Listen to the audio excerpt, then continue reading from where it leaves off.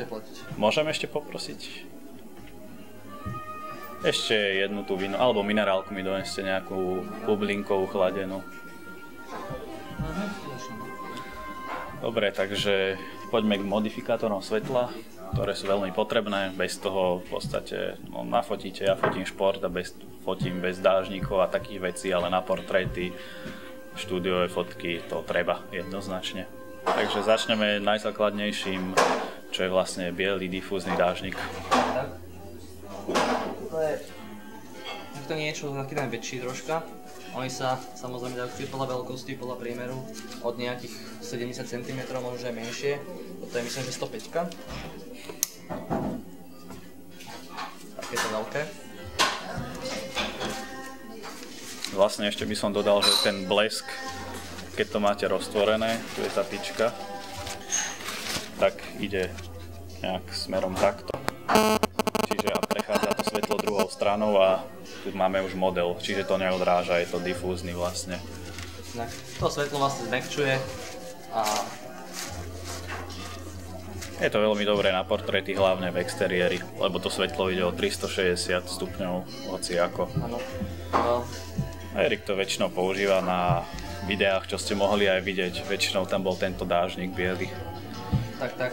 Ono, vonku je to veľmi praktické, nie je problém, je ľahký, prenosný, takže nie je problém používať. S tým, že odporúčam dávať si na to pozor, keď fúka hlavne vietor, lebo sa môže stať, že vám to prerazí celý stojan a padne vám. Sa mi podarilo pár takých dážnikov zlomiť, takže určite si treba na to dať pozor.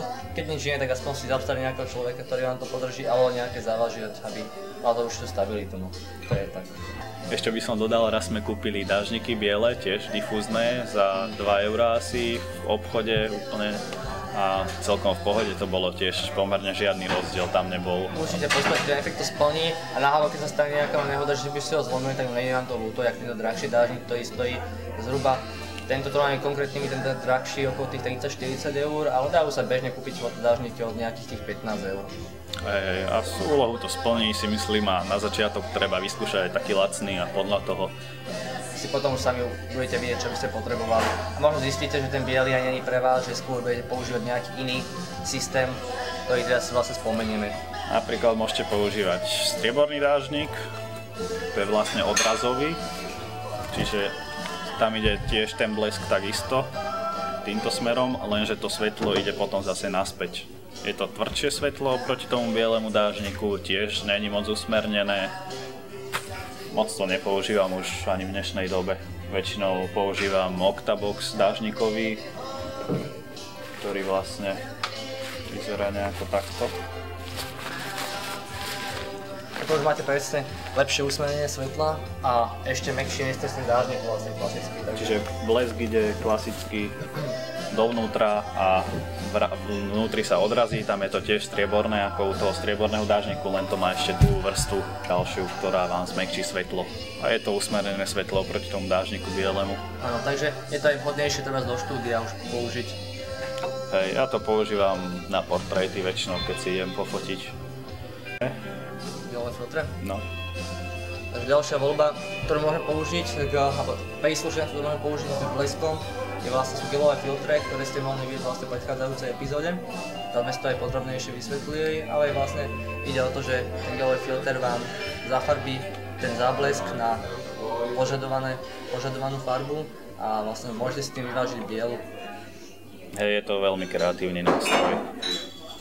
Takže ďalšie máme voštinový filter, čo vyzerá asi nejako takto.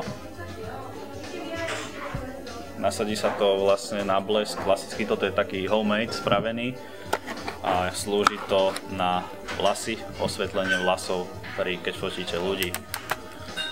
Usmerňuje to vlastne to svetlo čisto len jedným smerom.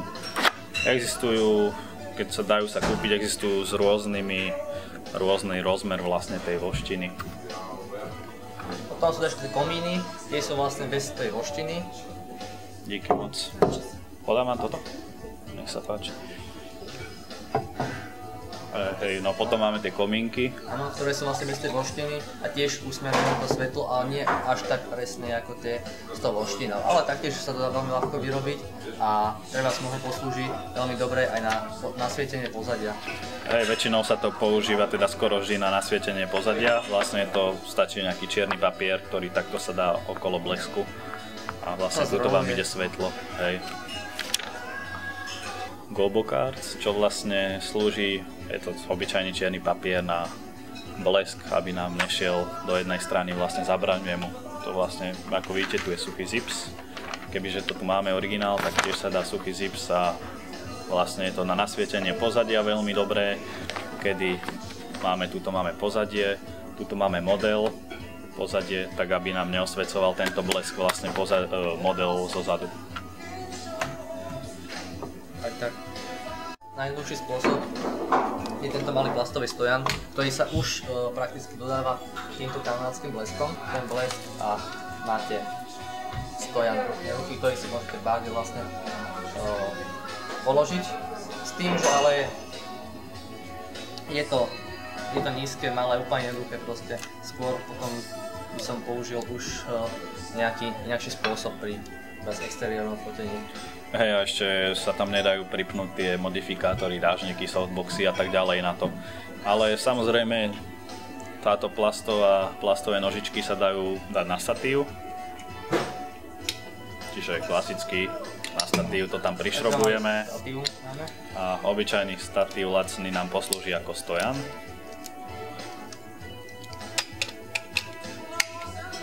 Kde dáme vlastne potom ten blesk. A vlastne máme to takto úplne jednoduché v pohode. Je to veľmi lacné a je to dosť nízke zase na druhej strane, ale záleží vždycky, aký statív vlastne použijete, takže. A čo potrebujete fotiť? Určite na nejaké portrétové veci asi nie, lebo tiež sa sem nedá pripnúť nejaký dážnik, ale dá sa to použiť ako na nejaké ďalšie blesky zozadu, na obrysový blesk, kebyže fotíte ľudí. Stojí to tak možno 10-20 eur, takýto jeden stojan, čiže je to tiež lacné a maximálna výška, neviem, dosť nízka je oproti štúdiovému stojanu. Áno, ktorý máme vlastne tu, tak to vyzerá. Tieto stojany sú od nejakých 150 cm až po nejakých 250. Aj 4 metre sú v pohodičke. Teda, aký konkrétne budete chcieť. Bežne sa používa ako ten konkrétny má 2 metre. 2,20 m, tak nejako približne, takže vlastne bežne na klasické veci spoluruč to postačí. Je to investícia zhruba okolo tých 10-15 eur, takže nič nejakého závažného. Hej, a uchytíte na ten statív aj pozadia, keď máte dve. Dáte si jedno druhé, dostrieľ nejakú tyčku a máte úplne prenosné pozadie, je to v pohodičke, si myslím. Nie sme to používali určitú dobu, takže ako je to veľmi praktické. Hej. Aby si tomu stojanu vlastne mohli pripevniť nejaký ten dážnik alebo nejaké to odpalovanie s bleskom, tak potrebujeme takýto držiak, ktorý vlastne na tento vrch si pripevníme vlastne blesk s odpalovaním a tuto si môže nasunúť vlastne ten dážnik. Hej, a veľmi jednoducho to tam len položíte, zatiahnete. Tak, a je to. Tak to vlastne nasunie a vlastne drží. Výhodou je vlastne to, že ten stojan môžete použiť potom aj na záblesky, klasické veľké, alebo prehodíte toto a idete na systémový blesk. Potom ešte máme špeciálny takýto pohybný statív. Veľmi dobré je to, keď fotíte v lese, pripnete to na strom s bleskom, super vec si myslím. Áno, vlastne do toho môžete našrobovať aj túto došličku. Hej, tak sa to robí. Alebo dajú sa kúpiť aj s hlavou priamo už, teda s guľovou. Takže našrobujete v pohode, uchytíte hoci kde. Dobre, takže to by bolo asi myslím všetko. Ak by ste mali nejaké otázky, tak určite môžete písať. Kontaktujte nás